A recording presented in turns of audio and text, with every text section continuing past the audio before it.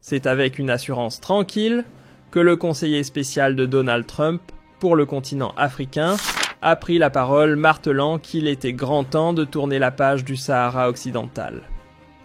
En clair, sous l'impulsion de Trump, Washington compte non seulement ouvrir un consulat dans la zone contestée, mais aussi renforcer son appui indéfectible à la souveraineté du Maroc.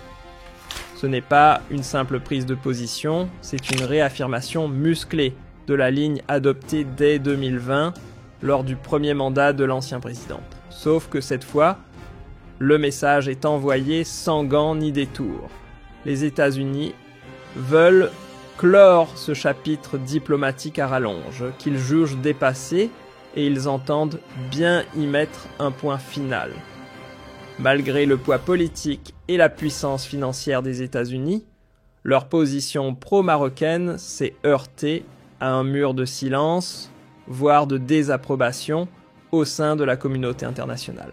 Pour de nombreux observateurs, cette initiative américaine s'apparente davantage à un bras de fer avec le droit international qu'à une démarche diplomatique légitime.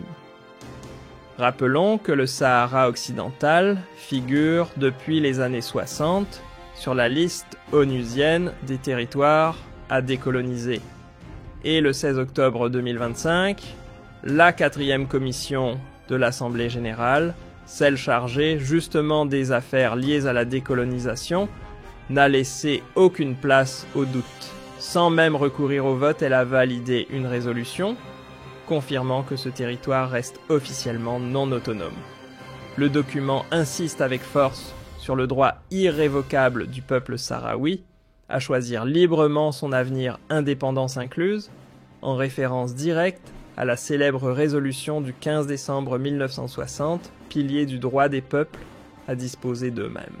Dans son rapport de juillet, le secrétaire général de l'ONU n'a pas mâché ses mots. Le dossier du Sahara occidental reste inscrit à l'agenda des comités chargés de la décolonisation.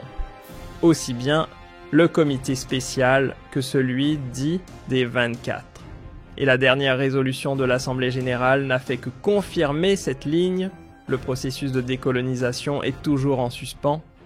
En entérinant ce constat, les Nations Unies ont non seulement réaffirmé leur engagement politique et juridique envers ce territoire, mais ont aussi, de manière subtile mais claire, rejeté les manœuvres de Rabat visant à réduire le conflit à un simple débat régional ou à une affaire d'autonomie locale.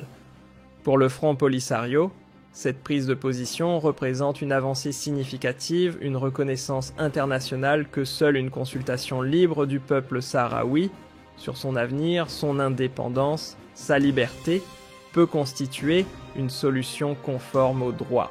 Du côté de Moscou, les choses ont été dites sans ambiguïté pour la Russie, il ne saurait y avoir de solution crédible au Sahara occidental sans consultation populaire. Le chef de la diplomatie russe, Sergueï Lavrov, a été catégorique. Seul un référendum équitable et transparent pourra trancher entre une intégration au Maroc ou une indépendance pleine et entière du peuple sahraoui. Et il ne s'est pas arrêté là, selon lui. La reconnaissance par Washington de la souveraineté marocaine n'a strictement aucun poids sur le plan légal. Ce qui fait foi, rappelle-t-il avec insistance, ce sont les résolutions du Conseil de sécurité, les seules juridiquement contraignantes, qui exigent l'organisation d'un vote sous l'égide de l'ONU. Un rappel qui sonne comme un camouflet diplomatique aux ambitions unilatérales américaines. La sortie de Moscou dépasse largement la sphère des discours diplomatiques. Elle s'inscrit dans une stratégie de contrepoids face à l'empreinte américaine toujours plus visible en Afrique du Nord. Un message limpide, ignorer les canaux onusiens pour imposer une issue, revient à jouer avec le feu du désordre mondial. Et dans cette partie d'échecs, à plusieurs niveaux, un pion ne cesse de s'imposer comme pièce maîtresse, l'Algérie. Présente dès les premières heures du conflit, Alger n'a jamais changé de cap. Depuis le retrait espagnol, dans les années 70, sa voix ne tremble pas. le Sahara occidental est un territoire en attente de libération. Et c'est une obligation morale, autant qu'un legs historique, pour l'Algérie de défendre le droit du peuple sahraoui à choisir son avenir. Il ne s'agit pas ici d'une posture idéologique passagère, mais d'une conviction forgée dans les flammes de sa propre guerre de libération. Pour les Algériens, la cause sahraoui n'est rien de moins qu'un miroir de leur propre passé anticolonial. Dans un climat géopolitique de plus en plus électrique, l'Algérie affine sa riposte et s'apprête à ouvrir un nouveau chapitre de son offensive diplomatique. Sur la scène africaine, elle compte hausser le ton au sein de l'Union africaine pour rappeler que le droit à l'autodétermination n'est pas une option, mais un principe fondamental. Alger entend fédérer un bloc panafricain autour de la cause sahraoui, surtout depuis que le Maroc a fait son retour remarqué dans l'organisation continentale en 2017. Un comeback perçu comme une tentative de sortir de son isolement stratégique. À l'international, l'Algérie peaufine une alliance avec des partenaires clés, Moscou-Pékin et plusieurs nations d'Amérique latine, tous unis par une même ligne de conduite, celle du respect inconditionnel du droit des peuples à choisir leur destin. Une manière assumée de faire contrepoids à l'axe Washington-Bruxelles, perçu comme trop conciliant envers les ambitions marocaines d'autonomie. À l'ONU, Alger ne compte pas rester spectateur. L'heure est venue de remettre sur la table le mandat de la MINURSO, avec l'objectif clair de raviver un processus référendaire mis en sommeil depuis les années 1990. Fini les demi-mesures, l'Algérie exigera un retour pur et simple au droit international, tout en rejetant sans équivoque les tentatives de maquiller le conflit sous des projets économiques ou des plans d'autonomie imposés à coups de contrat. En parallèle, elle continuera d'alerter le Conseil de sécurité maintenir le statu quo.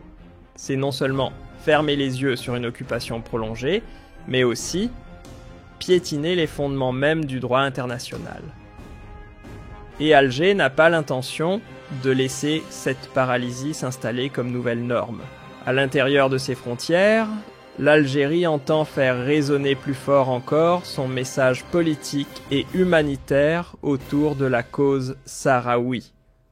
Les camps de Tindouf, devenus au fil des décennies le symbole d'un exil interminable pour des milliers de Sahraouis, continueront de cristalliser l'attention d'Alger à la fois sur le plan diplomatique et humanitaire. Pour les autorités algériennes, ces camps ne sont pas qu'un lieu de refuge, ils incarnent la preuve vivante d'un engagement sans faille enraciné dans une histoire partagée de luttes et de sacrifices. Et le gouvernement ne cesse de le marteler, son soutien au peuple sahraoui ne découle ni d'un calcul géopolitique, ni d'un appétit territorial, mais d'une fidélité inébranlable à trois piliers fondateurs, liberté, dignité et souveraineté des peuples. De son côté, Rabat poursuit méthodiquement sa stratégie du fait accompli comme si l'histoire pouvait se plier à la pelleteuse et à la diplomatie économique. À La Ayoun et Dakhla, les chantiers se multiplient, infrastructures clinquantes, zones économiques spéciales, et tout un arsenal de projets destinés à ancrer son autorité sur le terrain. En parallèle, le Maroc orchestre l'ouverture en série de consulats africains et asiatiques dans la région, une manœuvre soigneusement calibrée pour donner un vernis diplomatique à sa présence contestée. L'argument « mieux vaut l'essor économique que les incertitudes d'un référendum d'indépendance ». Et pour faire bonne mesure, le discours officiel s'emploie à repeindre le Front Polisario aux couleurs algériennes, le présentant comme un simple bras armé d'Alger, dans une tentative à peine voilée de décrédibiliser sa légitimité internationale. Mais derrière cette belle vitrine de développement se cache un angle mort que Rabat semble ignorer sciemment.